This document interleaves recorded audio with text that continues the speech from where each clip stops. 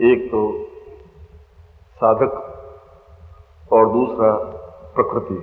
क्या प्रकृति साधक के जीवन में आवश्यक है और इन दोनों का परस्पर क्या संबंध है?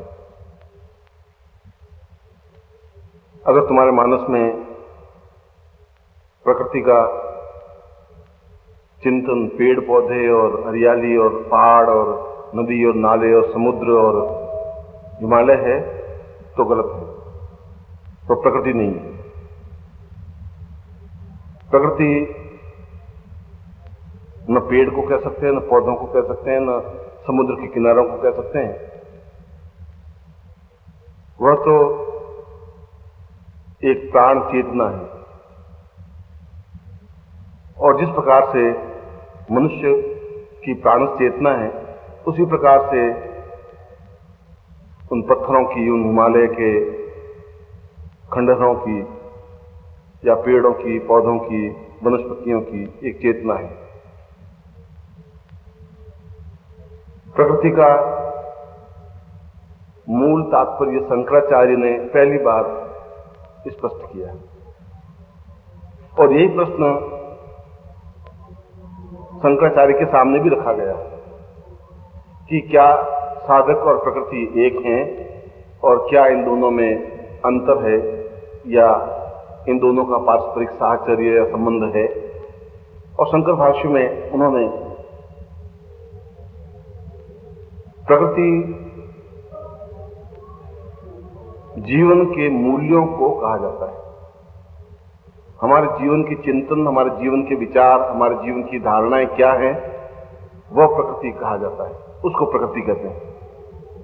हम कई बार आम बोलचाल की भाषा में कहते हैं कि उसकी प्रकृति अच्छी नहीं है, तुम उनसे मत मिलो, वह एक दूसरे ढंग का आदमी है और उसकी प्रकृति भी ठीक है, उसकी विचारधारा भी ठीक है और तुम उससे मिल सकते हो। हमने कभी इस प्रकार का उत्तर देते समय इस चिंतन को माइंड में नहीं रखा कि यह प्रकृति शब्द उस मनुष्य के लिए क्यों प्रयोग हुई। मैं कहता हूं कि अवधेश से मिलना चाहिए क्योंकि उसकी प्रकृति ठीक है, बात को समझता है, लड़ाई झगड़ा नहीं करता है, उत्तेजना नहीं करता है, क्रोध नहीं करता है। और मगर वो बाहर जो पान वाला है उससे तुम थोड़ा, उसकी प्रकृति बिल्कुल विपरीत है। हमारे साधना के लेवल से उनकी प्रकृति मिलती ही नहीं है। यहां पर प्रकृति पेड़ पौधा नहीं, इन शब्दों में कहीं वनस्पति का कोई उल्लेख नहीं आया। प्रकृति का मूल अर्थ जीवन को आप किस रूप में लेते हैं उसको प्रकृति कहते हैं। मनुष्य दो प्रकार के होते हैं। अधिकांश मनुष्य नींद लेते हुए ही जिंदा रहते हैं। तुम में से अधिकांश व्यक्ति नींद ले रहे हैं 24 घंटे और चल रहे हैं, देख रहे हैं, खाना खा रहे हैं, मगर नींद में है। क्योंकि तुम्हें इस बात का कोई महत्व, कोई मूल्य, कोई चिंतन और कोई विचार है ही नहीं कि जीवन का या कल या परसों या पल्ले रोज या महीने भर बाद या 4 महीने बाद या 6 महीने बाद क्या करना है और जीवन का प्रयोजन क्या है, जीवन का लक्ष्य क्या है, जीवन का विचारधारा क्या है, ऐसा हम नहीं सोच रहे। इसलिए व्यक्ति चलता रहता है। वह सड़क पे चलता है और पास में से सैकड़ों घोड़े गाड़ियां निकल जाती हैं, मोटरें निकल जाती हैं, कारें निकल जाती हैं, वो अपने ही नींद लेता हुआ चलता रहता है। उसको इस बात का पता नहीं कि पास में से कौन निकल गया, क्या निकल गया। मनुष्य इतना पाशविक वृत्ति का हो जाता है, राक्षस वृत्ति का हो जाता है कि उसको इस बात का होश नहीं कि मैं किसी के साथ किस प्रकार का व्यवहार रखूं और मेरा जीवन का चिंतन क्या होना चाहिए, विचार क्या होना चाहिए। इसलिए शास्त्रों में मनुष्य को माया कहा, ब्रह्म और माया। और माया का मतलब है जो सुप्तावस्था में है वो माया है, जो नींद में है वो माया है। इसलिए दुर्गा सप्तमी में कहा, या देवीश्वर भूतेषु निद्रा रूपेण संस्थिता नमस्तस्यै नमस्तस्यै नमस्तस्यै नमस्तस्यै। मैं यह सारी इस मनुष्य जाति को, इस जगदम्बा ने, देवी ने उसको निद्रा रूपेण संस्थिता स्थापित कर दिया है नींद में। नींद में स्थापित कर दिया है इसलिए वे अपने जीवन को व्यर्थ के प्रयोजन से ढो रहे हैं। उनके जीवन का कोई चिंतन, कोई लक्ष्य, कोई मर्म नहीं है। और जिसके जीवन का लक्ष्य नहीं होता, जिसके जीवन का चिंतन नहीं होता, जो इस बात को सोचता ही नहीं, वह केवल माया के वशीभूत होता है। इसलिए धन को भी माया कहा गया है और इसीलिए निद्रा को भी माया कहा गया है। जहां व्यक्ति का चिंतन केवल अपने स्वार्थ से संबंधित है, उसको मायाधिपति कहे कि ये सब कुछ माया जाल है, ये सारा संसार माया जाल है, मुंबई माया नगरी है। और हम इसलिए ये माया कहते हैं कि वो सब कुछ स्वार्थ से प्रेरित होकर ही चलते हैं। उनमें जीवन का चिंतन मूल्य नहीं है। वो कभी एक क्षण भर बैठ करके सोचते नहीं है कि मेरे जीवन का लक्ष्य उद्देश्य क्या है। क्या मेरे जीवन का लक्ष्य उद्देश्य केवल नींद में ही इस पूरे जीवन को व्यतीत कर देना है? और इस प्रकार से बिना किसी प्रयोजन के, बिना किसी लक्ष्य के, बिना विचार के ऐसे कई जीवन हम जी लेते हैं। और अधिकांश व्यक्ति, जैसा कि दुर्गा सप्तशती का मैं श्लोक में बताया कि अधिकांश व्यक्ति केवल उस निद्रा के आवेश में और आगोश में जीवन व्यतीत करते हैं, मगर जो ही माया से हटते हैं और जितना ही हटते हैं उतना ही प्रकृति से जुड़ जाते हैं।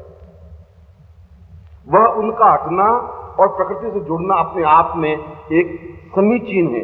2 कदम उस माया से हटेगा, 2 कदम प्रकृति से जुड़ जाएगा। इसलिए प्रभु को, ईश्वर को प्रकृतिमय कहा गया है।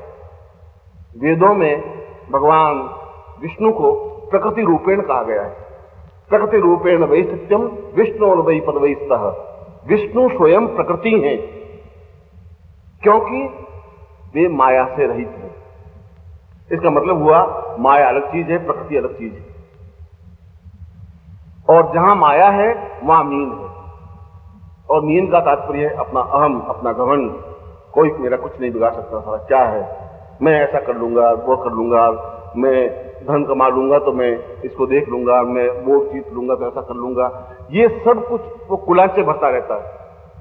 आज नहीं तो कल का दिन तो ठीक हो ही जाएगा, महीने भर बाद ऐसा हो जाएगा, नहीं होगा तो 6 महीने बाद मैं ऐसा कर लूंगा।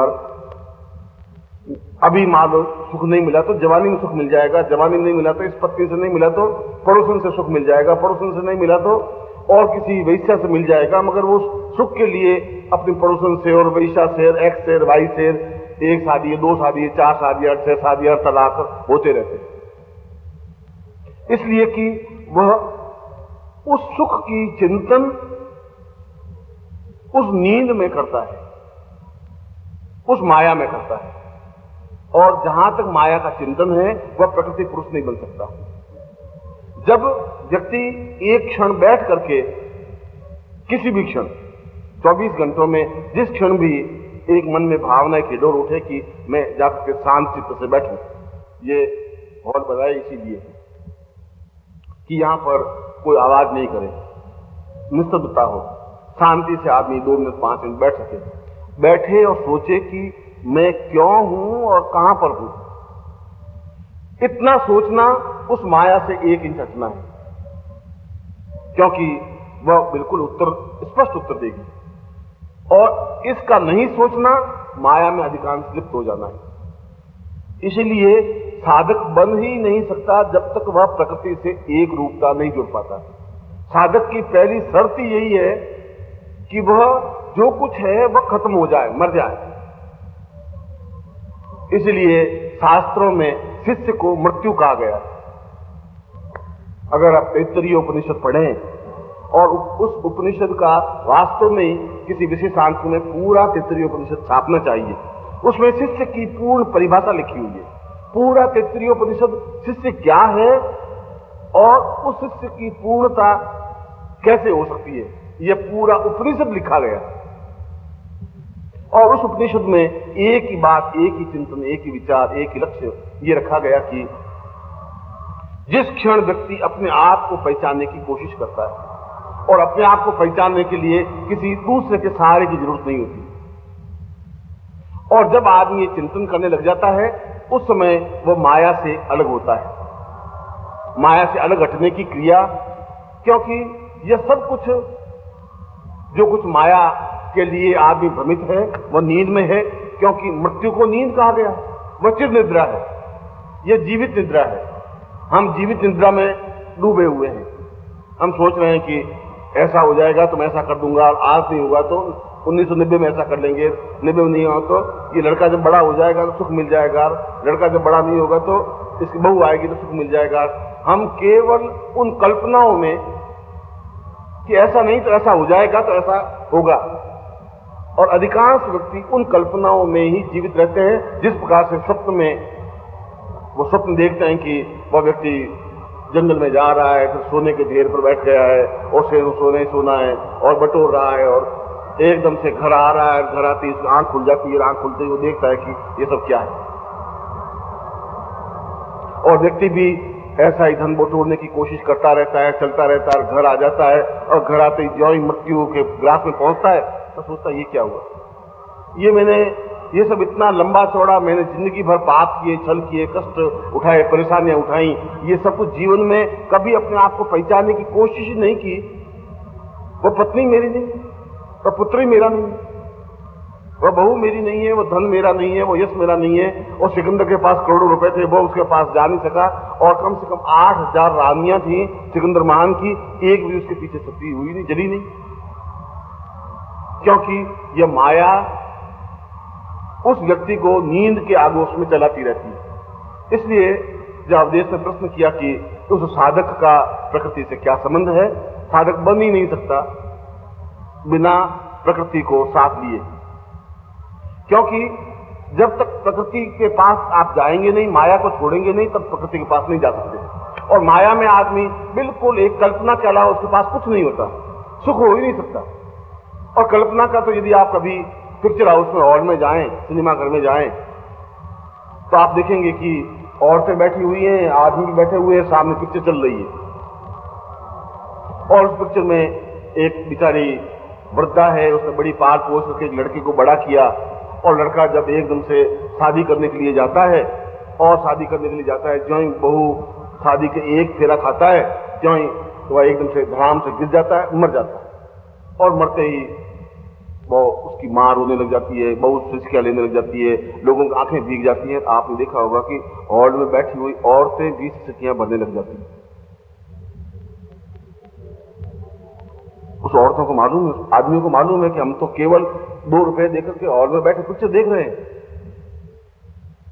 ये तो 2 रुपए खर्च किए हुए हैं, पर्दे पर ये सब खेल है, कोई मरा नहीं है और कोई नीचे गिरा नहीं है और कोई मां रो नहीं रही है, यह केवल एक पर्दा है, मगर वो रोते हैं और हमारी खुद की आंखें भीग जाती हैं। ये सब इसलिए हो जाता है कि हम उस माया से लिप्त हैं, क्योंकि हमारे जीवन का वह माया एक चिंतन है। सन्यासी में कोई फर्क नहीं पड़ता।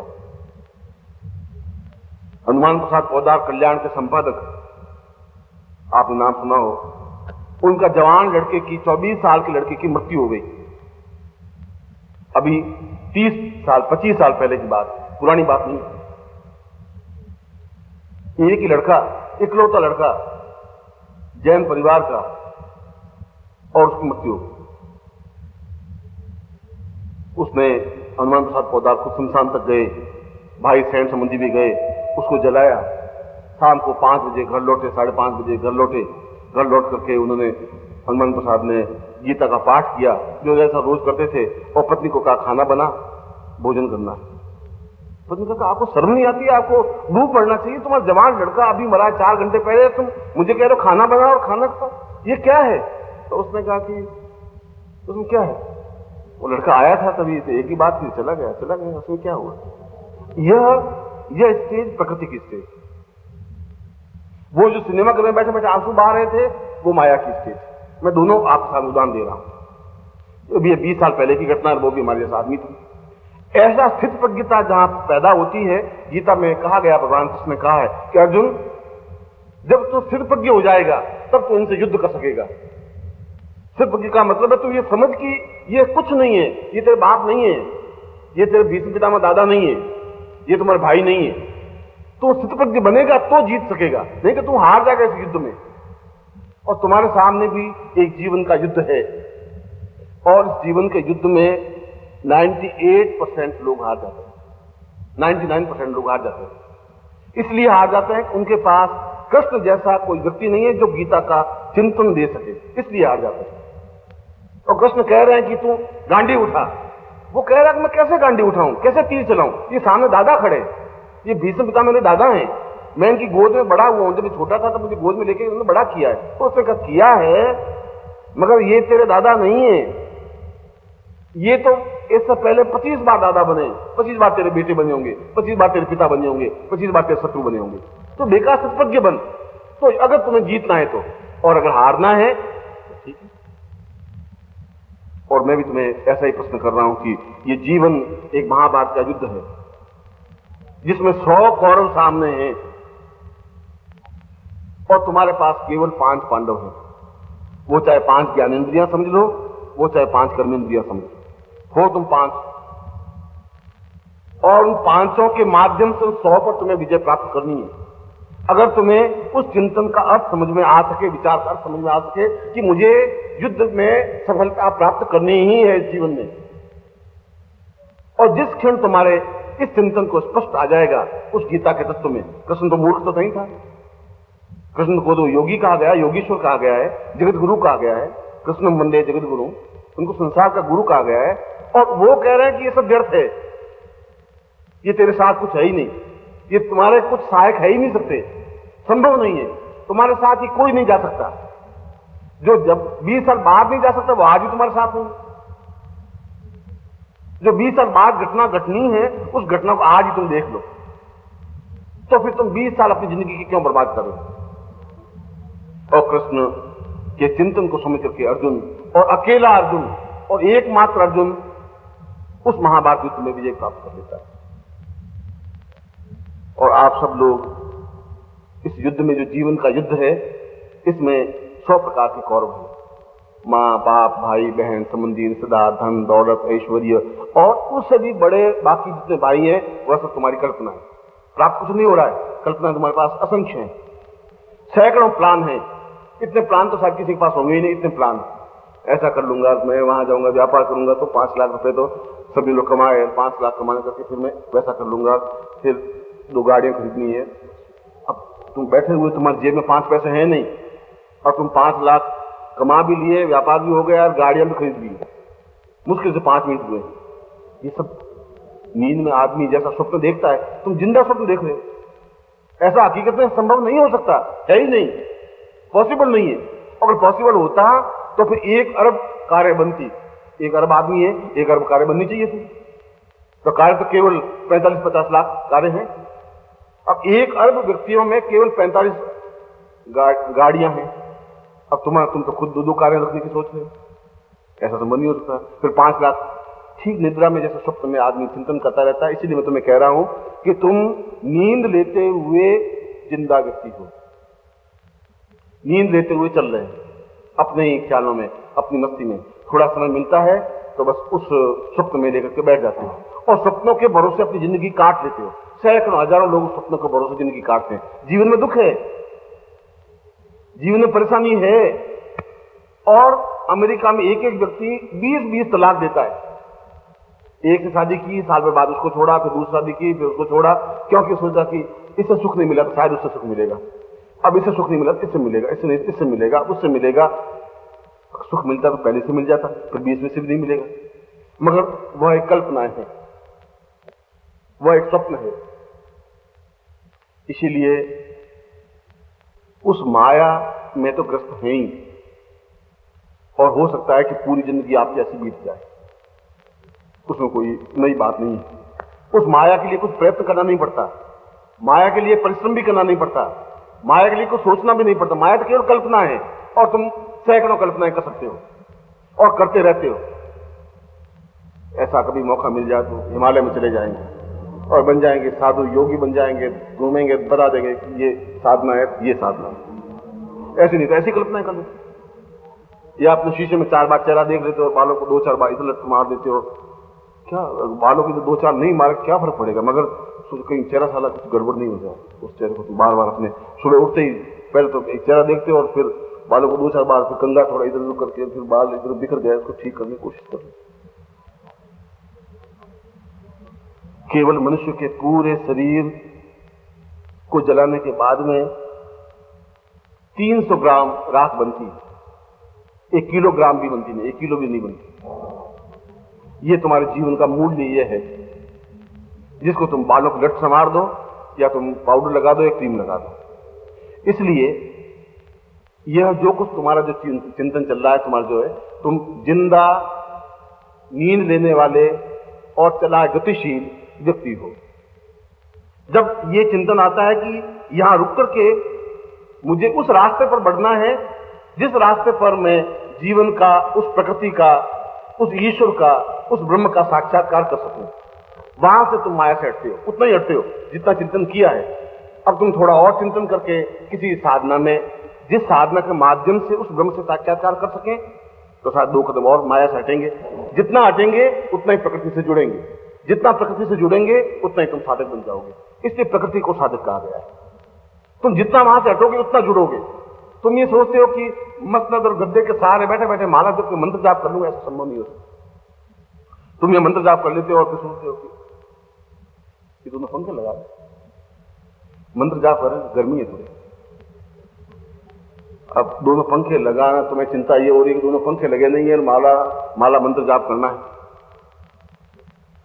तुम माया में तो बिल्कुल लिप्त हो, और मैं तुम्हें कह रहा हूं कि तुम्हें उस माया से हटोगे और प्रकृति के पास जुड़ोगे, तब जीवन में कुछ उस ब्रह्म के साक्षात्कार हो सकेंगे। तब तुम्हें एहसास हो सकेगा ये सब कुछ नहीं है। तो कृष्ण यही कह रहा है, ये कुछ है नहीं। जब बुद्ध यशोधरा से, और यशोधरा और राहुल दोनों अपने पुत्र को और अपनी पत्नी को छोड़ करके गया, और उसने एक ज्ञान की नई चिंतन, एक नया विचार ढूंढा। उसने चिंतन ये ढूंढा कि मनुष्य अपने आप को पूरे तरीके से शरीर में उतार सकता है। इसको बुद्धत्व कहते हैं। बुद्धत्व को नई परिभाषा नहीं थी उसकी। उसने कहा मैं अपने आप को अपने अंदर कैसे उतार सकता हूं। और जब बुद्धत्व प्राप्त हुआ तो वापिस अपने राज्य में गया। राज्य में गया तो उसने कहा मैं सबसे पहले महल में जाऊंगा। कासाय वस्त्र, वाल्मीकि वस्त्र पहने हुए, भगवे वस्त्र पहने हुए, सामने यशोधरा खड़ी, राहुल बड़ा हो गया। उसने कहा कि तुम आए सिद्धार्थ, बहुत अच्छा लगा, अंदर बैठो। कौन सिद्धार्थ? कहां? मैं तुम्हें भिक्षा मांगने के लिए आया हूं। मैं तो श्रमण हूं, घूमने वाला हूं, केवल भिक्षा मांगनी है। मैं उस परंपरा को भी तोड़ना चाहता हूं कि तुम्हारे सामने खड़ा होने के बाद भी मेरी आंख में पत्नी का भाव पैदा नहीं हो सके, इसलिए पहले तुम्हारे पास आया हूं। मैं एहसास करना चाहता हूं कि क्या मैंने अपने आप को अंदर उतारा है, और अंदर उतारा है तो फिर मेरी आंख में ये भाव नहीं आएगी तुम यशोधरा हो, तुम मेरी पत्नी थी, ये नहीं आना चाहिए। जब मृत्यु के बाद ये चिंतन मेरा समाप्त होना ही है, तब मैं उस चिंतन को अभी समाप्त कर देना चाहता हूं, जिंदा। इसलिए आंखें खोल देना चाहता हूं। इसलिए तुम्हारे सामने देखने के बाद भी मेरी आंख में डोरे लाल नहीं होने चाहिए, मेरी आंख में वासना नहीं आनी चाहिए, मेरे जीवन चिंतन नहीं आना चाहिए, पिछले तुम्हारे साथ बिताए हुए क्षण मेरी आंखों के सामने नहीं आने चाहिए। यह मैं देखना चाहता हूं कि अगर ऐसा है तो मुझे वास्तविक बुद्धत्व प्राप्त हुआ है। और अगर एक क्षण भी मुझे कोई बात याद आ गई तुम्हारे साथ बिताए हुए क्षण, तो मैं सोचूंगा कि सोया हुआ हूं, नींद में हूं, फिर मैं श्रमण नहीं हूं, घूमने वाला नहीं हूं, विचरण करने वाला नहीं हूं, जीवन के पथ पर आगे बढ़ने वाला नहीं हूं। यशोदा समझ ही नहीं पा रही। तो तुम क्या कह रहे हो? ये तुम कौन सी भाषा बोल रहे हो? ये जीवन का क्या मतलब क्या है? ये देखो कितना धन, कितना ऐश आराम, दासियां देखिए, ये कितने हीरे मोती। उसने कहा बिल्कुल तुम ठीक कह रही हो। मैं सोचता हूं कि यशोधरा और बुद्ध बिल्कुल एक प्रकृति थी, एक माया थी, दोनों आमने सामने खड़े थे। और उसमें बुद्धत्व पहली बार अपनी पत्नी के सामने खड़ा होने के बाद भी उसकी आंख में विकार नहीं आया, चिंतन नहीं आया। यह भी नहीं आया, आंखों की परिभाषा में यशोधरा लिखा हुआ नहीं आया। यह भी नहीं आया कि ये पुत्र राहुल, ये नहीं आया, क्योंकि यह होगा ही नहीं। आज नहीं होगा तो 20 साल बाद भी मैं मर जाऊंगा, तो मैं जलूंगा, तो यशोधरा रोती हुई वापस महलों में आएगी। ये राहुल रोता हुआ रोएगा जरूर, क्योंकि लोग कहेंगे नहीं रोएगा तो बाप मर गया तो रोए नहीं, रोएगा तो जरूर, मगर वापस रो करके घर में ही आएगा। तो उस समय जो घटना घटनी है, आज भी घटना घटनी है, उस समय मैं चला जाऊंगा और ये रोएंगे, आज भी रोने दो, मैं चला जा रहा हूं, खत्म। जो घटना 20 साल बाद घटनी, मैं आज अपनी आंखों से घटता वो देखना चाहता हूं। मैं देखना चाहता हूं कि क्या ऐसा होता है नहीं होता है। इसलिए बुद्ध पहला व्यक्ति था जो आंख खोल करके चला, और तुम पहले व्यक्ति हो जो आंख बंद करके जिंदगी व्यतीत कर रहे हो नींद में। तुम सोच रहे हो जागते हुए हो, पर मैं बता रहा हूं तुम्हें कहीं जागते हुए हो ही नहीं। इसलिए जो जागते हुआ नहीं है वह पूर्ण माया के चिंतन में है, और जो ही तुम जागने की क्रिया करोगे, अपना आप में समेटने की, अपने आप में अंदर जाने की क्रिया प्रारंभ करोगे, क्यों ही तुम प्रकृति के पास जाने की कोशिश करोगे। तुम्हारे अंदर की प्रवृत्ति, एक प्रकृति जागेगी, प्रकृति पुरुष की चेतना का उदय होगा, और वह प्रकृति पुरुष अपने आप में ब्रह्म है, जिसमें तुम्हें एक आनंद की अनुभूति, उपलब्धि प्राप्त हो पाएगी। तब तुम बुद्ध पैदा हो सकोगे। और तुम में से कोई भी बुद्ध पैदा हो सकता है। बुद्ध तो शादी करने के बाद बुद्ध बना, पुत्र पैदा करने के बाद बुद्ध बना। इसलिए ऐसा चिंतन विचार करने के बाद में तुम, हो सकता है कि तुम शमशान में जाकर सो जाओगे, ऐसा हो सकता है, और ऐसा हो रहा है, ऐसा होगा भी। इसमें कोई नई बात नहीं है। जो मरा हुआ है ही, जो नींद में ही है, उसका तो अंतिम स्थान शमशान है ही, वह बीच में रुकने वाला स्थान नहीं है। गतिशील नहीं बन सकता। गतिशील बनने के लिए एक क्षण रुक करके सोचना पड़ेगा, इस हॉल में बैठना पड़ेगा आंख बंद करके कि मेरे जीवन का उद्देश्य, लक्ष्य क्या है। मुझे जागना है, मैं बहुत सो गया हूं, मुझे जागना है, और मुझे एक बार वापस बुद्ध बनना है। एक बार उस पूरे बुद्ध को अपने जीवन में उतारना है, उस पूरे पुरुष को अपने आप में उतारना है। और जब उतारने की क्रिया प्रारंभ होगी, तब तुम प्रकृति से जुड़ने की क्रिया प्रारंभ होगी, और जब प्रकृति से जुड़ोगे तब तुम साधक कहला सकोगे। इसलिए जब तुम कह रहे हो हम साधक हैं, हम सिद्ध हैं, हम योगी हैं, मैं सोचता हूं ये सब प्रवंचना है। जब तुम कह रहे हो हम शिष्य हैं, तो साधक के आगे की स्टेज शिष्यता है। ऐसे बनने की क्रिया प्रारंभ होनी चाहिए, और ऐसे बनने की क्रिया हो सकती है। ठोकर तो बुद्ध को भी लगी थी, ठोकर तुम्हें कभी लगे, हो सकता है किस क्षण लगे कुछ कहा नहीं जा सकता। अर्जुन को नहीं लगा, 40 साल की उम्र तक नहीं लगी, 41 साल में कृष्ण ने ठोकर मारी कि नहीं, कुछ नहीं, ये सब बेकार है, तुम जो देख रहे हो ये तुम्हारा कोई नहीं है, तुम इनको तुम्हें मारोगे, तुम नहीं मारोगे तो कोई और मारेगा, ये मरेंगे जरूर, मगर तुम नहीं मारोगे, तुम मारोगे तो तुम एक एहसास कर सकोगे ठोकर लगी। और बुद्ध को भी एक बार ठोकर लगी, जब उसने देखा कि एक जवान व्यक्ति जा रहा है, फिर थोड़ी देर बाद देखा कि एक वृद्ध लाठी टेकता हुआ जा रहा है। उस साथी को पूछा कि ये क्या है? उसने कहा ये वृद्ध है, ये बुढ़ापा क्या होता है? उसने कभी जिंदगी देखा नहीं, तो वो तो अपने ऐश आराम में पड़ा हुआ बुद्ध। सिद्धार्थ ने कभी महल के बाहर कदम ही नहीं रखा, 20 साल की उम्र तक महल में तो कुछ सुख था। उसने कहा जो जवान था वो बुढ़ा होगा। साथी ने कहा जो आपने अभी जवान देखा वह उम्र के बाद ऐसा बुढ़ा होने के बाद इतनी झुर्रियां पड़ जाएगी क्या? झुर्रियां, बुढ़ा पाएगा तो झुर्रियां पड़ेगी, कमर भी झुक जाएगी, ठीक है? तो साथ ही क्या मेरी भी कमर झुक जाएगी, मेरी भी इतनी झुर्रियां होगी? उसने कहा बुढ़ा पाएगा तो होगी। थोड़ी देर आगे और रथ गया कि एक शव जा रहा था, मुर्दा जा रहा था, कपड़े लपेटे हुए, राम नाम सत्य बोलते हुए। साथी ने कहा रुक, ये क्या है? उसने कहा ये व्यक्ति मर गया है, अब इसको कहां ले जा रहे हैं? इसको जलाने के लिए ले जा रहे हैं। क्यों? उसने कहा बुढ़ा हो गया फिर मर गया। उसने कहा साथी मरने के बाद जला देते हैं क्या? जला देते हैं, और कोई है ही। तो अगर मैं जब बुढ़ा हो जाऊंगा और मर जाऊंगा तो आपको भी जलाएंगे। बुद्ध को ठोकर लगी, मुझे नहीं मरना है इस प्रकार से, मैं इस प्रकार से चिता पर नहीं लेटूंगा, मैं जिंदा रहूंगा, जागूंगा और मैं जगाऊंगा। वह एक ठोकर लगी, एक एहसास हुआ, और एहसास हुआ, और उसने 27 देशों में बुद्ध धर्म इस समय चल रहा है। एक अकेला व्यक्ति जिसने ठोकर खाई थी। मैं सोचता हूं कि इस अवधेश का प्रश्न तुम्हें ठोकर मारने का प्रश्न है। शायद तुम्हें जिंदगी में कभी ठोकर लगे, और लगे, मैं तो ऐसा चाहता हूं कि जल्दी ही लगे, जल्दी के तुम्हें एहसास हो सके, ऐसा विचार हो सके कि मुझे जिंदगी का उद्देश्य कुछ लक्ष्य है। हम जिंदगी के कुछ विशेष लक्ष्य के पथ पर गतिशील हैं, बाकी लोग तो उस पगडंडी पर भी नहीं है।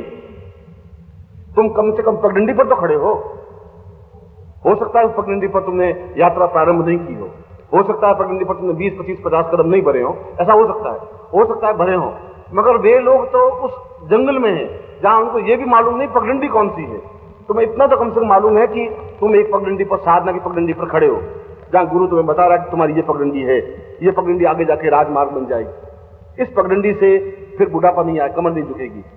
इस पगडंडी पर चलने पर फिर मृत्यु नहीं होगी। फिर इस पगडंडी पर चलने पर कफन नहीं ओढ़ा जाएगा। फिर शमशान में जाके राख नहीं बनेगी। इस सारी क्रिया को प्रकृति कहते हैं। और जहां प्रकृति बनती है, व्यक्ति अपने आप साधक बन जाता है। जहां साधक बन जाता है, वो अपने आप में पूर्ण शिवत्वमय बन जाता है। और ऐसा ही मैं आशीर्वाद देता हूं कि आप सही अर्थों में साधक बन सकें, सही अर्थों में प्रकृतिमय बन सकें, और आपको ठोकर लग सके, बहुत जल्दी ठोकर लग सके। मैं आपको ऐसा आशीर्वाद देता हूं।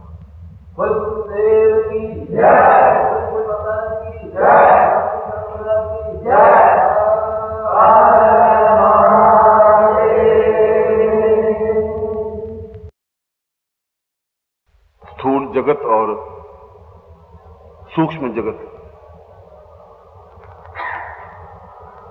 इस प्रश्न का उत्तर अगर आपने वायु पुराण का अध्ययन किया, उसमें बड़ा विवेचन युक्त इसका उत्तर है।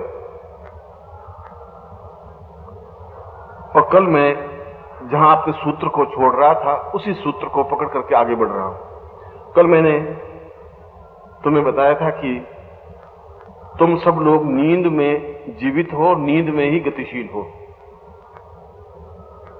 इसलिए कि तुम जो कुछ कर रहे हो वो सब नींद में कर रहे हो, तुम्हें भान नहीं है। और जिस प्रकार से एक व्यक्ति स्वप्न में देखता है और वह उसमें एक पार्टिसिपेट करता है, वह उसमें एक भाग बनता है, वह उसमें एक सहायक बनता है। वो देख रहा है कि मैं ऊपर महलों के ऊपर से उड़ता हुआ जा रहा हूं और जाकर के ऐसा किया और वहां किया, ऐसा किया। अलग अलग स्वप्न आते हैं और उसमें कई बार ऐसा होता है कि डरावना स्वप्न इतना भयानक आता है कि एकदम से शरीर पसीना पसीना हो जाता है और आंख खुलते ही चीख निकल जाती है। ऐसा कई बार होता है।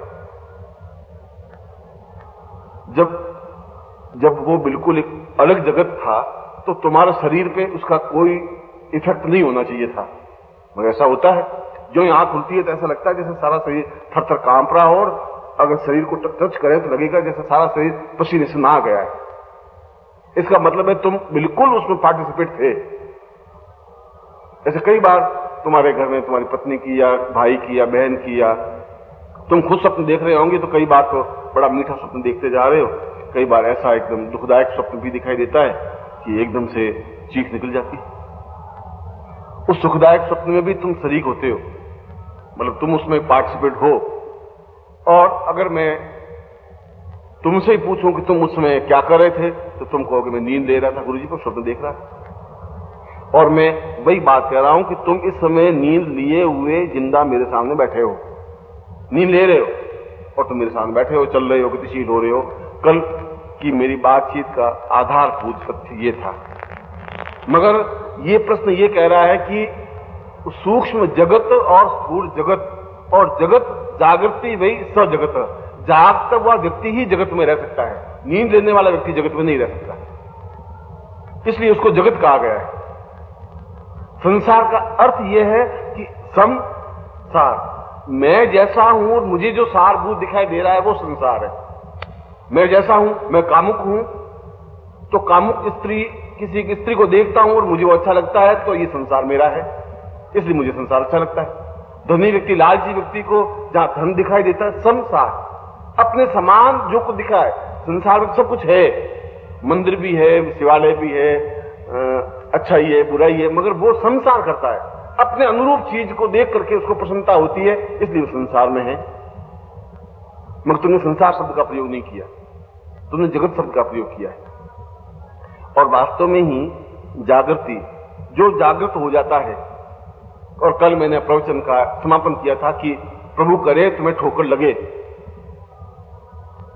और ठोकर तब लगेगी जब तुम्हें अत्यंत कोई प्रिय चीज हो और वह चीज देख करके तुम्हें उसकी असलियत मालूम पड़े, तब तुम्हें ठोकर लगेगी।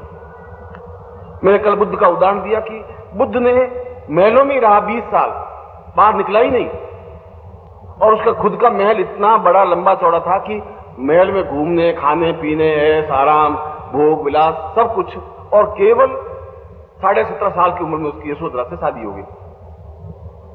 और आपको मालूम होना चाहिए कि उस सिद्धार्थ की, जिसको आगे जाके बुद्ध कहा गया, सिद्धार्थ के राजमहल में ही शादी हुई, कन्या को लाकर के शादी की गई। मगर पहली बार जब बाहर निकला,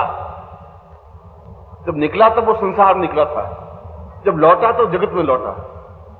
जब निकला तो उसने देखा कि ये ऐसा एकदम से इतना बुढ़ा जर्जर हड्डियों का ढांचा निकला हुआ आदमी, लाठी लिए हुए, कमर झुकी हुई जा रहा है। तो उसने कहा कि सारथी ये क्या चीज है, ये ऐसा। उसने कहा कि जो पैदा हुआ है वह बुढ़ा तो हो गई, और वृद्ध होने पर ऐसी स्थिति बनती है। उसको पहला ठोकर लगी। उसने कहा ऐसी हालत होती है क्या? क्योंकि उसने तो केवल दासियां देखी, बहुत सुंदर दासियां, रानी को देखा, बड़ा सुंदर रानी, जवान स्त्रियों को देखा, जवान नौकरों को देखा, जवान अपने आप को देखा, केवल यौवन में ही विचरण करता रहा। भोग विलास के अलावा उसकी जिंदगी में, तुम्हारी जिंदगी में तो शायद उतना भोग विलास रहा ही नहीं, इतना सुख तुमने देखा ही नहीं, अगर उसको सुख कहे। उतना धन तुम्हारे पास तो है ही नहीं।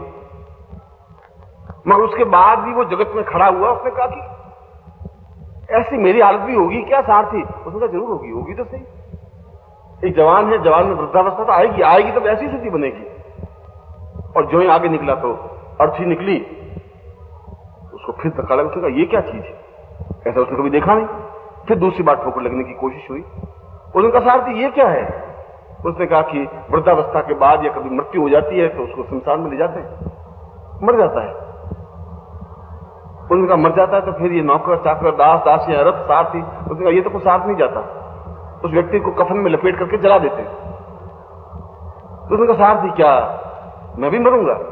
ठीक महाराज, मैं ऐसा अशुभ वाक्य बोलना तो नहीं चाहता, मगर जो पैदा हुआ है मरेगा तो जरूर। और दूसरी बात ठोकर लगी, क्योंकि उसको आंख खुली, चेतना हुई, चिंतन हुआ, जागा।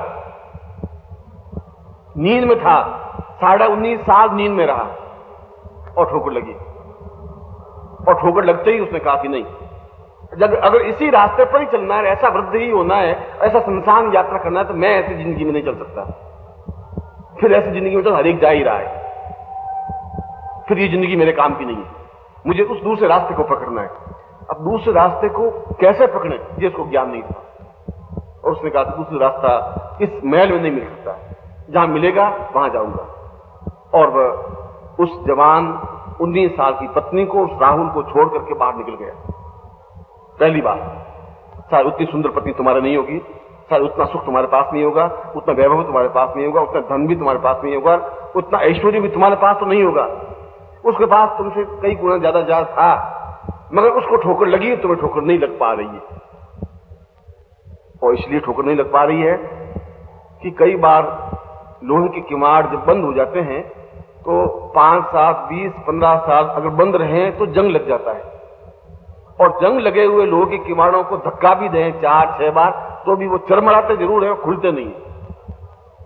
अब या तो कोई ऐसा व्यक्ति है बार बार धक्का देते ही रहे और 15, 20, 25, 50 बार जोर से धक्का दे तो वो उसके ऊपर जंग लगा हुआ हटे और किवाड़ खुल जाए। पर किवाड़ खुलते ही बाहर की ताजी हवा अंदर आएगी। और तुम्हारी जिंदगी के 20-25 साल से तुमने किवाड़ बंद कर रखे हैं, जंग लग गया है।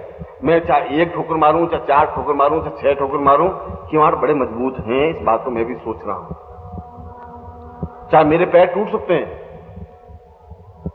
लहूलुहान हो सकते हैं, मगर ये किवाड़ खुल जाए ये मेरा सौभाग्य होगा। तुम्हारा सौभाग्य हो या नहीं हो, पर मैं उस क्षण को सौभाग्य मानूंगा जिस क्षण किवाड़ खुल सके, तुम ताजी हवा की सांस ले सको, तुम एहसास कर सको कि जागृति ये चीज। हम जागने के बाद जो कुछ देखें और वह देखने की क्रिया अपने आप से आनंददायक है, अद्भुत है। वह देख सकता है जो जागा हुआ हो, जो जागा हुआ है ही नहीं वह उसका आनंद ले ही नहीं सकता, उसको देख ही नहीं सकता। तुम नहीं देख सकते। तुम वैसा ही है कि जैसे स्वप्न में देखा कि बस बहुत गए और नोटों की वर्षा हो रही है और तुमने नोट कछड़ी में लपेटे और लिए बड़ा प्रसन्न और उसको लाद रहे हैं और लाद करके चल रहे हैं और घर में आए हैं और घर में आते ही अपने कोने में रख दिए नोट और सोचा कि अब कोई चिंता की बात नहीं है। आंख खुल जाती, आंख खुलते तो देखते हैं कि कोई फटा हुआ कुर्ता पहना हुआ और फटी हुई धोती, अभी इतने नोटों की गठड़ी बांध करके ला रहा था, क्या हो गया? तुम वैसी जीवन जी रहे हो, क्योंकि तुम्हारा सारा जीवन कल्पनाओं में ही व्यतीत होता है। तुम में से अधिकांश लोग कल्पना में जीवित हैं, और जो तुम्हें कल्पना देता है तुम बहुत पसंद होते हो। जब गुरु कहता है चिंता मत करो, आने वाला समय तुम्हारा बहुत अच्छा है, मैं आशीर्वाद देता हूं, तो बहुत खुश होते हो, ये गुरु जी बहुत अच्छे हैं, क्या कि बस सब ठीक हो जाए। गुरु जी ने कह दिया है सब ठीक हो जाएगा। गुरु जी मेरी पत्नी बहुत बीमार है, गुरु जी ठीक हो जाएगी। गुरु जी यही कहेंगे बेचारे। अब गुरु जी ये तो कहेंगे भाई तेरी पत्नी मर जाएगी, तू जा साला, ऐसा कह नहीं सकते। क्यों? गुरु जी तुम्हारे उन बीच में ही रहते हैं जो तुम बैठे हो वहीं। या तो मुझ में क्षमता है मैं तुम्हें ठोकर मारूं, या तो ये हो, मगर अगर मैं ठोकर मारूंगा तो तुम दूसरी बार मेरे पास आओगे ही नहीं। ये गुरु जी तो बेकार है, वहां जोधपुर जाना व्यर्थ है। वहां तो अगर कहेंगे तो उल्टे ही बोलेंगे कि जा तेरी और बीमारी होगी सारी। अब मुझे मालूम है वो बीमार होगी उसका भोगने 5 साल और वो बीमार रहेगी। और अगर मैं कहूंगा कि वो 5 साल बीमार रहेगी तेरे, गुरु जी अशुभ बात मत निकालो, तो बस ठीक है, और तुम दूसरी बार मेरे पास नहीं आओगे। और मैं ऐसा नहीं चाहता कि मैं दूसरी बार तुम्हें ठोकर नहीं मारने का साधन ही नहीं मिले, इसलिए मैं कहूंगा ठीक है, आशीर्वाद है, सब ठीक हो जाए। मुझे कहना पड़ रहा है। और जब मैं ऐसा कहता हूं तो बहुत पसंद होते हो कि गुरु जी ने आशीर्वाद अच्छा दिया, गुरु जी बहुत ऐसा कुछ ठीक हो जाए। इसलिए कि तुम कल्पनाओं में आदी हो गए जिंदा रहने के। यथार्थ से तुम्हारा सामना कम पड़ रहा है। यथार्थ कड़वा भी हो सकता है, मगर कड़वा हो सकता है मगर बहुत ताकतवान हो सकता है, क्षमतावान हो सकता है। जिसमें चैलेंज है, जिसमें कुछ कर गुजरने की एक भावना है, वह ठोकर खा सकता है। वो ठोकर खा सकता है तो वो ठोकर दे भी सकता है, फिर सारा ब्रह्मांड उसकी ठोकर में रहता है। जो सन्यासी होता है वो राजा भी उसके चरणों में गिरता है, उसने कहा सारा क्या देगा मुझे, उधर खड़ा। वो सन्यासी कह सकता है, तुम नहीं कह सकते, तुम में कहने की क्षमता नहीं आ सकती। और उस जगत का आनंद वही ले सकता है जो जागा हुआ है। और मैंने कहा कि तुम अपने प्रयत्नों से नहीं जा सकते। कभी ठोकर लग जाए, और प्रत्येक को ठोकर लगी, तुलसी को ठोकर लगी, कबीर को ठोकर लगी, बुद्ध को ठोकर लगी, महावीर को ठोकर लगी, राम को ठोकर लगी, कृष्ण को ठोकर लगी तो खड़े हुए। वो भी तुम्हारे जैसे ही आदमी थे, पैदा होते ही कोई भगवान नहीं थे। तुम में और उनमें कुछ अंतर नहीं, बुद्ध में और तुम में कुछ अंतर नहीं है। हो सकता है तुम आगे जाके बुद्ध बन सको, क्योंकि बुद्ध ने ठोकर खाई और खाने के बाद एहसास किया, और तुम नित्य देखने होने के बावजूद भी शायद उस एहसास को नहीं कर सको। ये तुम्हारा दुर्भाग्य है। और यदि तुम्हें ठोकर मारे, तुम्हें बुरा लगे, तो समझना चाहिए किससे बड़ा दुर्भाग्य तुम्हारी जिंदगी में कुछ नहीं हो सकता। क्योंकि पहले तो ठोकर देने वाला मिलेगा ही नहीं, भिखारी मिलेंगे। जो गुरु होंगे वो भीख मांगने वाले मिलेंगे, गिड़गिड़ाने वाले मिलेंगे, हाथ जोड़ने वाले मिलेंगे। वे गुरु नहीं बन सकते। गुरु ठोकर मारता है, कहता है गलत है, ये तुम्हारा जीवन इस ढंग से नहीं जी सकते, ये नहीं है। इसलिए कल मैंने तुम्हें कहा था कि तुम जो यहां साधना कर रहे हो, जो शिष्य हो मेरे, जो काम कर रहे हो, उनमें और बाकी लोगों में बहुत बड़ा अंतर है। ये अंतर है कि उनको यही पता नहीं कि वो कहां है, तुम्हें यह पता है कि तुम उस पगडंडी पर हो जहां पे तुम्हें चलना है, और तुम चल सकते हो। ये बहुत बड़ा अंतर है, क्योंकि बाकी लोग नींद में भटक रहे हैं, उनको पता ही नहीं पगडंडी कहां से प्रारंभ होती है। तुम्हें इस बात का पता है कि हम पगडंडी पर खड़े हैं। अब ये पगडंडी पर गतिशील होना, पांव तुम्हें बढ़ाना है। मैं तुम्हारे पीछे खड़ा हूं, प्रत्येक कदम पर तुम आगे पांव बढ़ाओगे तो मैं खड़ा हूं। तुम जड़वत खड़े हो, मैं तुम्हें धक्के मार सकता हूं, रोज धक्के मारता हूं, क्योंकि कल से मैंने कहा कि मैं रोज धक्के मारने के लिए आ जाऊं, पूछा श्रीवास्तव को। और इसलिए आज पूछ रहा हूं कि मेरे धक्के लगाने से तुम्हें तकलीफ होती हो तो फिर मैं नहीं आऊं। मैं वही बता रहा पूछ रहा था, क्योंकि तुम्हारा आराम का टाइम है, अगर नींद लेने का टाइम हो तो फिर मेरा यहां आना व्यर्थ हो जाएगा। क्योंकि मेरा उद्देश्य, मेरा लक्ष्य, मेरा चिंतन, मेरा विचार, इस समय मैं आराम से घर में लेटा हुआ उपन्यास पढ़ सकता हूं, मुझे ज्यादा अच्छा नहीं लगता। शायद मैं उस टीवी को देखता तो शायद अगर मैं उसमें सुख मिलता तो, मगर मुझे सुख मिल सकता है अपने शिष्यों के बीच। इसलिए कि मेरा एक कर्तव्य, मेरा एक धर्म, जिंदगी का एक मर्म है। मैंने अपने किसी बात कही थी कि भगवान कृष्ण के बाद 2500 वर्षों बाद बुद्ध पैदा हुआ। ठीक 2500 वर्ष अगर हमारा देखा जाए तो काल पुरुष का एक क्षण है, एक दिन है, पूरे 2500 वर्ष। और बुद्ध के ठीक 2500 वर्ष पूरे हुए हैं। फिर एक नया व्यक्तित्व जरूर उभरेगा। हम पहचान पाए, हम समझ पाए, उस ठोकर को एहसास कर सकें, उसके प्रति कृतज्ञ बन सके। क्योंकि अगर वो तुम्हारे सामने गिड़गिड़ाएगा, हाथ जोड़ेगा, तुम्हें रिक्वेस्ट करेगा, तो गुरु बन ही नहीं सकता। गुरु का मतलब ही यह है कि तुम्हें चोट पहुंचाए। कबीर ने साफ कहा है कि गुरु कुमार शिष्य कुंभ है, गड्डी गड्डी काटे खोट, ठोक ठोक करके उसके खोट निकालता है, बार बार ठोकता है, गड्डी गड्डी, भीतर भीतर सहज के, बाहर बाहर चोट पहुंचाता है। वो चोट पहुंचाता है तो वो घड़ा बनता है, और घड़ा बनता है तो उसमें रखा हुआ पानी बहुत ठंडा, निर्मल, शुद्ध, स्वच्छ, शीतल होता है, सैकड़ों लोगों की प्यास बुझा सकता है। इसलिए कि उसने ठोकर खाई, उसने चोटें खाई, तब उसमें पानी रखने की क्षमता आई, इसलिए वो सैकड़ों लोगों की प्यास बुझा सके। अंततः केवल मिट्टी का लौंदा बन के रह जाता है, जैसे तुम लोग हो। अब इस मिट्टी के लौंदे का दिया बन सकता है, घड़ा भी बन सकता है, अगर तुम में चोट खाने की ताकत हो तो। और जिस दिन मिट्टी खड़ी होकर कह देगी कि आपने चोट मत दीजिए, ठीक, तुम अपनी जगह में, तेरा मेरा क्या संबंध है, चोट देने का क्या ठेका, तो केवल मिट्टी बन के रह जाएगी। मिट्टी तो हुई, क्योंकि यह शरीर उस मिट्टी में जाकर मिलेगा ही। और इसीलिए जब इसने प्रश्न किया कि उस जगत के स्थूल जगत में 5 तत्व हैं।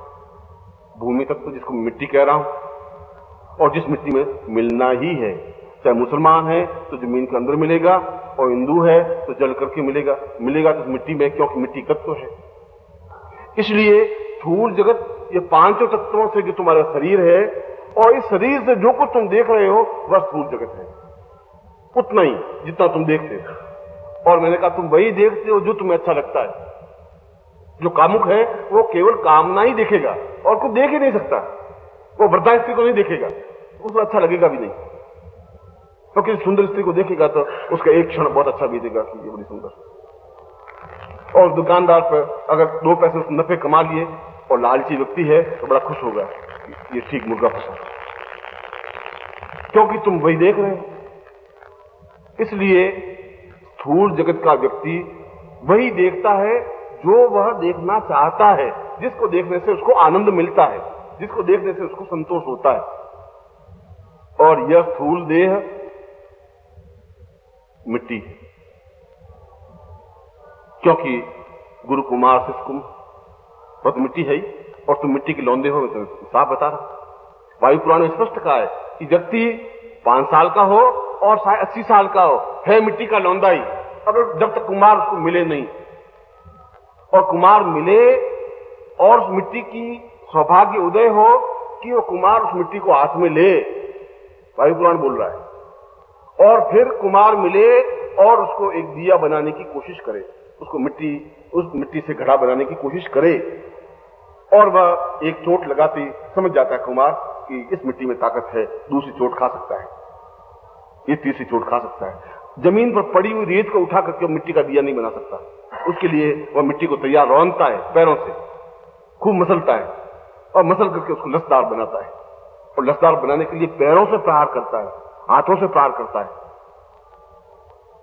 और तब वह मिट्टी उस लायक बनती है जब वो दिया बनता है। शुरू में जमीन पड़ी हुई रेत से मिट्टी दिया नहीं बन सकता, घड़ा नहीं बन सकता। इसलिए वायु पुराण में कहा है कि जो केवल मिट्टी के लौंदे हैं वे स्थूल जगत में है, और वे जो स्थूल जगत में है तो स्थूल में तो केवल 5 तत्व ही हैं जिनसे तुम बने हुए हो। इसलिए अभी कल विश्वामित्र जो शरीर चल रहा था, उसमें जब त्रिशंकु को कहा कि तुम्हें ऊपर स्वर्ग में जाना है, तो उसने कहा कि ये मनुष्य ऊपर नहीं पहुंच सकता स्वर्ग में, इसलिए कि इस मनुष्य के शरीर में दुर्गंध है। और यदि तुम्हारे शरीर को चीर फाड़ के देखा जाए तो उसमें क्या निकलेगा? उसमें पिशाब, उसमें टट्टी, उसमें थूक, उसमें श्लेष्मा जिसमें खंखारा जिसको कहते हैं, और उसमें घाव। इसके अलावा तुम्हारे शरीर में और क्या चीज है जिस पे गर्व कर सके हम? ऐसा कुछ है ही नहीं। और विश्वास नहीं हो तो जब शरीर खत्म हो जाता है तो घंटे भर बाद ही उसमें दुर्गंध आने लग जाती है। 4 घंटे बाद तो नाक पकड़ के उसके पास में निकलने लग जाता है। इतना गया बीता शरीर है कि 4 घंटे भी उसमें कुछ नहीं रह सकता, इतनी दुर्गंध आने लग जाती है।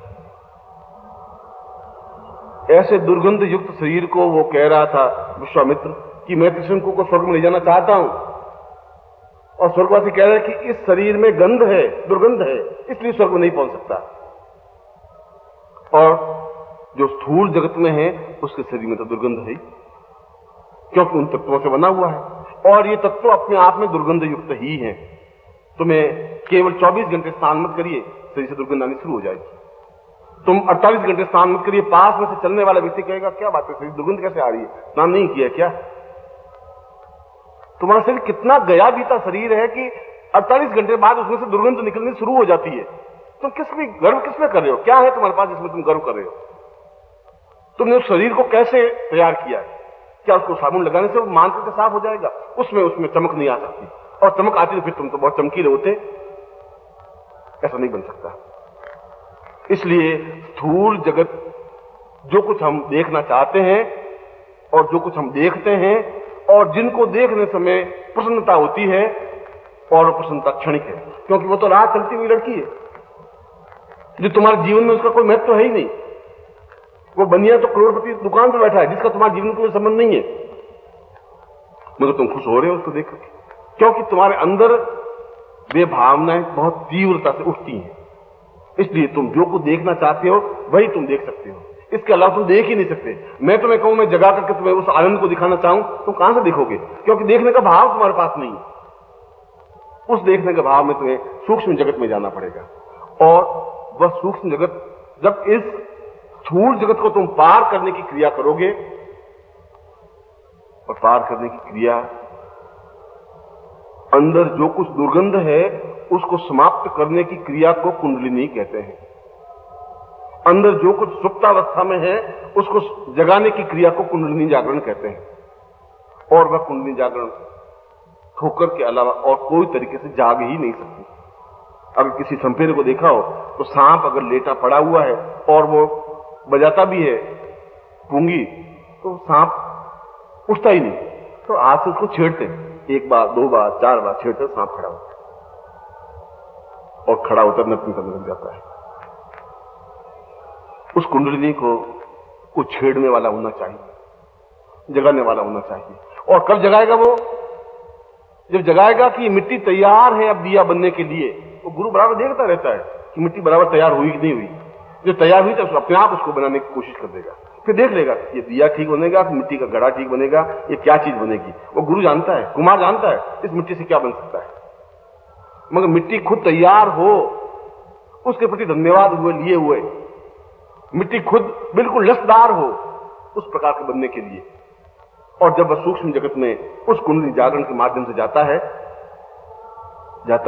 उस गुरु की कृपा से, उस गुरु के ठोकर से, उस गुरु की चेतना से, उसके विचार से, उसके व्यवहार से, उसके कहने के अनुसार।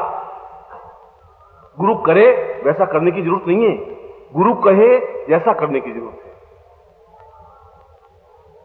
कि गुरु का भाव दृष्टि कुछ और है, तुम शायद उसको समझोगे नहीं, तुम आज भी नहीं समझ पाए। 5000 वर्ष हो गए कृष्ण को, और आज भी हम उसकी सैकड़ों प्रकार से आलोचना कर लेते हैं कि गोपियों के साथ रात खेलता ही रहा, क्योंकि तुम्हारे अंदर की दबी हुई वासना इसके अलावा कुछ कह ही नहीं सकती, इसके अलावा तुम सोच ही नहीं सकते, तुम स्थूल हो, उस सूक्ष्मता में तुम नहीं जा सकते। और जिसने सूक्ष्म गए वो उन्होंने कृष्ण को योगीश्वर कहा गया, उनका ये योगी है, ये सन्यासी है, ये अपने आप में गुरु है, ये जगत गुरु है, ये अपने आप में परमात्मा है, उन्होंने कहा। यशोदा ने ऐसा नहीं कहा, गोपियों ने ऐसा नहीं कहा, नंदों ने और ग्वाल बालों ने ऐसा नहीं कहा, क्योंकि वो स्थूल में थे, उनको वहीं तक दिया था। तुम भी अगर स्थूल में है तो तुम वैसा ही देखोगे, तुम पाठ बना, तो उस देखने का आनंद कुछ और हो, तब तुम्हें आनंद आएगा, तब स्थूल जगत से तुम बढ़ सकोगे। जिस दिन तुम ऐसा भाव आएगा अपने आप सूक्ष्म जगत में चले जाओ।